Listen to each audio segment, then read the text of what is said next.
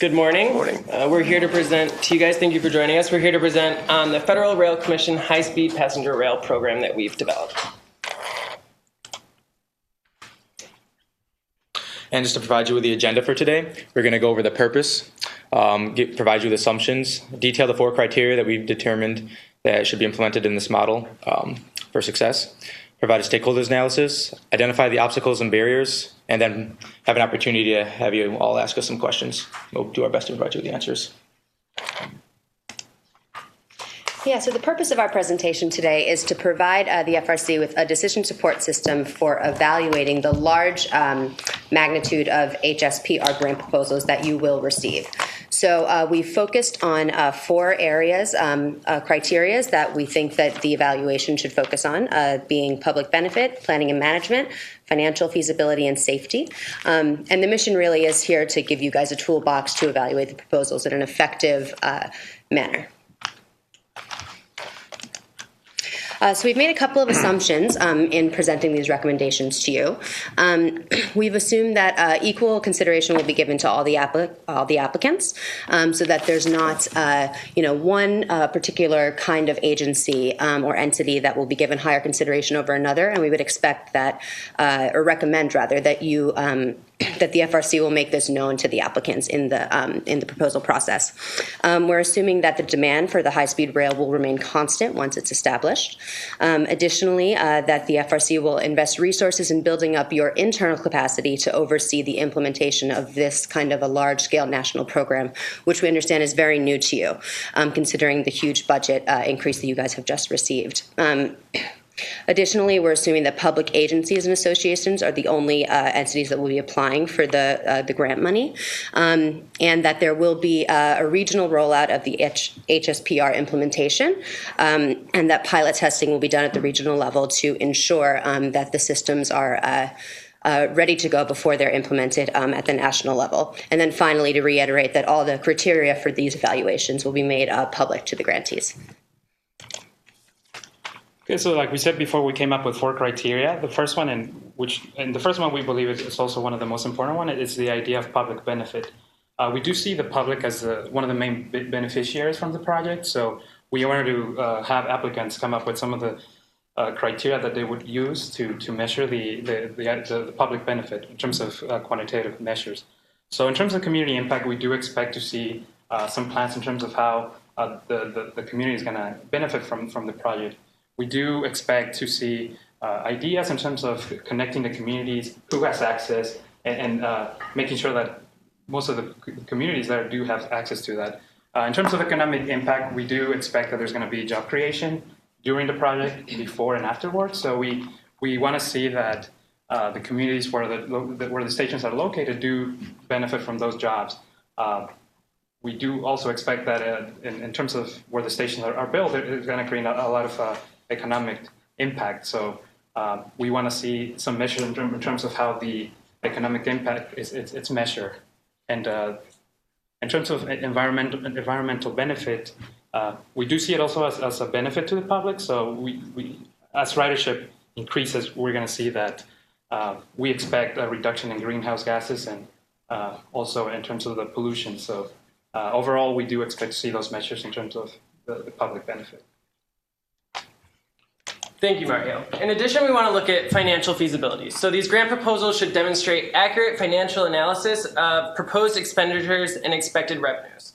So we want to see a funding structure. In that funding structure, we want to see matching funds. And not only do we want to see these matching funds, but we want to guarantee that they're actually there. So if they're saying they're going to pay through it through a GO bond, we want to make sure that they have the votes to pass that bond measure. So that way, we're not just offering money and not knowing that it can be matched. In addition, we want to see a break-even analysis that has user fee expectation and what their expected costs, outlays, and therefore inflows would be, to make sure that they have benchmarks set for a date and an expected time to break even. We also want to look at the sustainability going forward and throughout the life of the project, how they've accounted for maintenance in their budget and things like that. And then we also want to see a competitive bidding process in these grant proposals so that we know that they're trying to get the resources at the best cost. We want to make sure that they're using a competitive bidding process to see who wants these types of projects, who has the most to offer, and what benefit they can offer us. Thank you, Sean. Thirdly, we believe that grant proposals should emphasize the applicant's commitment to safety.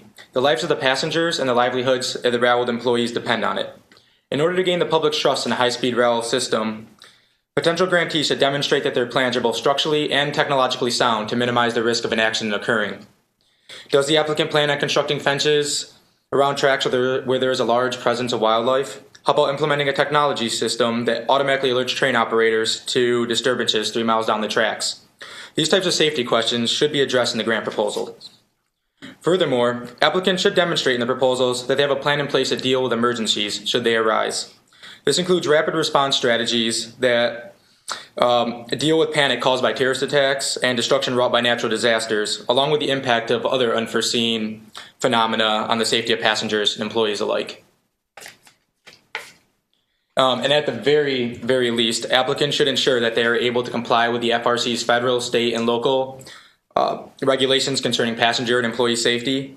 The 5 safety disciplines that they should focus on are hazardous materials, motive power and equipment, operating practices, signal and train control, and track safety. Thank you. Great, thanks, Mark. So finally, our last criteria is planning and management. We really feel strongly that implementing a complex project of this nature is going to require some really, really careful planning on the part of the grantees, and we want them to demonstrate successful project management capability. So we would expect successful applicants to include a detailed implementation plan that will lay out a timeline and a schedule for completing the various milestones that they've suggested, and including in that a mechanism for evaluating their progress and reporting back to the FRC so that we are included on their progress. And they would highlight things like the challenges encountered, successes, things of that nature. We also really want to make sure that they do incorporate a regional rollout plan. Complex projects of this nature will always run into delays, unforeseen challenges, and so before implementing on a national scale, we really want to make sure that, or even a regional scale, we really want to make sure that the organizations fine-tune their plans through pilot test mechanisms before they roll out on a wider level. Additionally, we want to make sure that the organizations are financially solvent to take on a project of this nature. So we don't want to see just that they have plans for how they're going to deal with the financing aspects of the project, but that the organizations themselves are capable of managing a project of this nature. So we would suggest that that the FRC include a financial assessment as part of the application process, so that you will then have a quantitative measure to compare all of the applicants to one another to make sure that they'll be able to be successful in this endeavor. And finally, we want to see that they're qualified to take this on. We would like to have the applicants have some demonstrated expertise in implementing projects of this nature, but understanding that not every public agency will necessarily have expertise in this particular area. If that's the case, we would expect that they present plans to partner with other organizations that have experience in the area, so that we know that they will be successful. That they will be successful. And then finally, we want to ensure that they have the applicants to be able to prove that they have the administrative capacity to take on a project of this nature as well and manage it. So in order to do quality control, because the FRC will be receiving so many grant applications, that we developed this initial rubric which they can use to score each grant proposal. And then once this grant proposal, so we have our 4 categories, and then from level of poor, satisfactory, superior, and excellent. Once they have passed this quality control measure, then they will be done with further analysis. Thanks again, Sean. Now go back to that.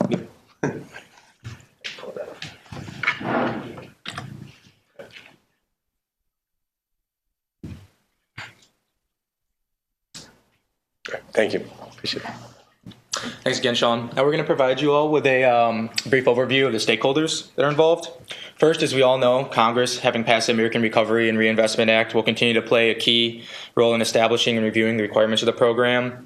And second, state and local governments, since they'll want to advance their own high-speed passenger rail programs, they're going to be concerned about the availability of funding.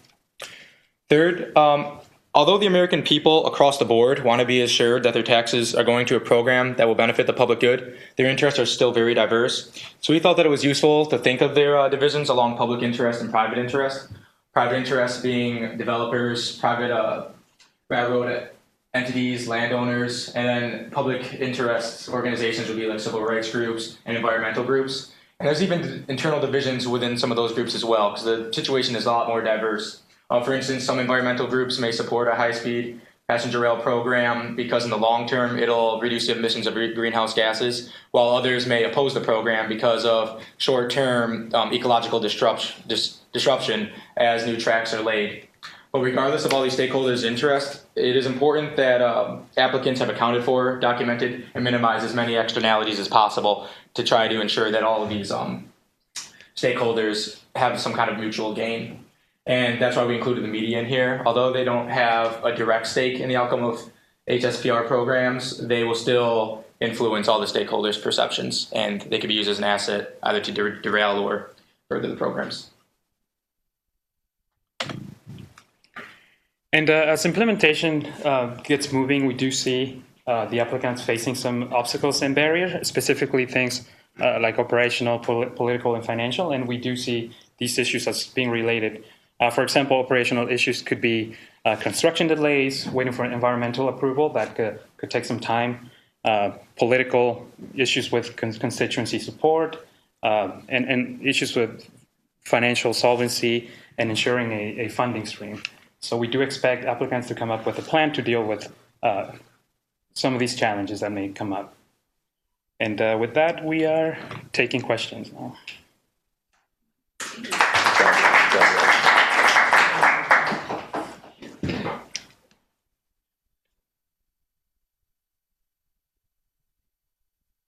I have several questions, actually.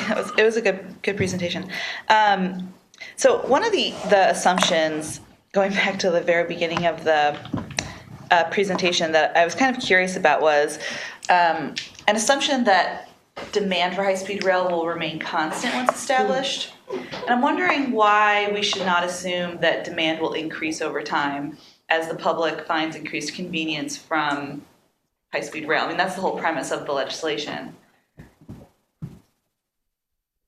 Okay, so we agree that the demand will increase, but we wanted to assume that in the initial measures that the people are proposing, that like these numbers will remain constant. So if that's their bottom line, or or go up. Exactly, Yeah, yes. we're not gonna be like, no, it's gonna go down. We know that it will increase, but Absolutely. we wanted to state that once the train gets put in place, we don't expect it to decrease. Got it. We expect it to remain constant or increase. No sudden shocks to the demand, Yeah. either decline or advance because of unforeseen circumstances and disasters. That's probably a better way to frame that then. Yeah, totally. Okay, very good. So one of the other things that you talked about, I think, a little bit was around job creation and economic impact. Can you go to, which slide was it? Yeah, I guess this one. Let me see how I'm interpret my notes here. So I'm kind of curious, if you can maybe talk a little bit more about what you see are some of those drivers for economic impact, and how exactly would we know, or should we know, that any impact on the economy of a region or a state is due to the implementation of the rail program versus other factors? Yeah, for example, one of the things we were thinking about was that thinking about where stations are located, right? We do see that there is economic growth around these stations, so we would measure things in terms of business that open up around in its proximity, and also in terms of local hire. Like from that community, who or the percentage of people that are getting hired to take on these jobs. So things that are measurable and quantitative in that sense. Most of these measures will be quantitatable. You can see how many new jobs were created in the construction industry, for instance, that directly work with the construction of railways and the implementation of these kinds of programs, and also measure tourism increases and increased demand for local shops and industries as tourism will increase along the routes and create metropolitan areas. And then in addition, measuring, the jobs going forward once the rail is actually built and being implemented, around the major hubs, the workers who are, staffing the trains and maintaining them. Okay. Good. Quick question. You talked about, I think under the heading of safety, a technical viability component to it. How would that be?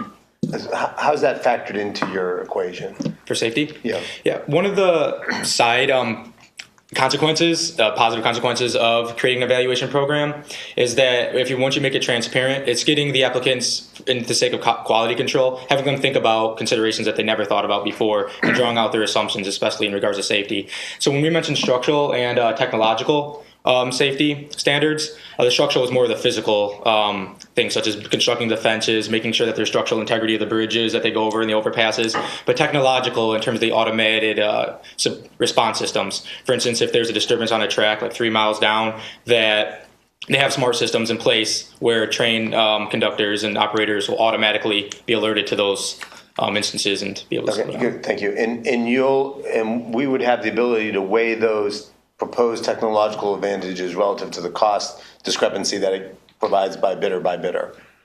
So we'd have a value-added trade-off capability to say, they told me there's a deer on the track 10 miles down the road, and that's great, but it has an inherent cost to their bid. And we'd be able to look at that objectively for a... And not just deer, but anything that could be a lot larger than that. Maybe a bridge. There's a problem with the bridge and the structural component of it, which would cause massive damage and massive damage to the train tracks in terms of automated response. But in terms of smaller things like that, the fences and things that they're going to need to set up to ensure that there's not more sustainable damage in the long term, we believe that it will be more cost effective in avoiding these accidents in the first place than having them endure these accidents and could derail the entire process when the media gets involved of how we don't want any kind of safety mishaps, or it could really decrease demand. Yeah, mostly, these trains go so fast, and we want to make sure that they know how fast they go and their ability to stop. So the technological safety structures make sure that they have those accounted for. Exactly. And so we want to make sure that each grant proposal has it accounted for and is accurate in that comment. Exactly. So we see it as such a crucial part of, the life of the project going forward and the viability going forward. So we really want to make sure that they're thinking about it on the onset as they're planning. Good. Good job, guys. All right, thanks. Thank you.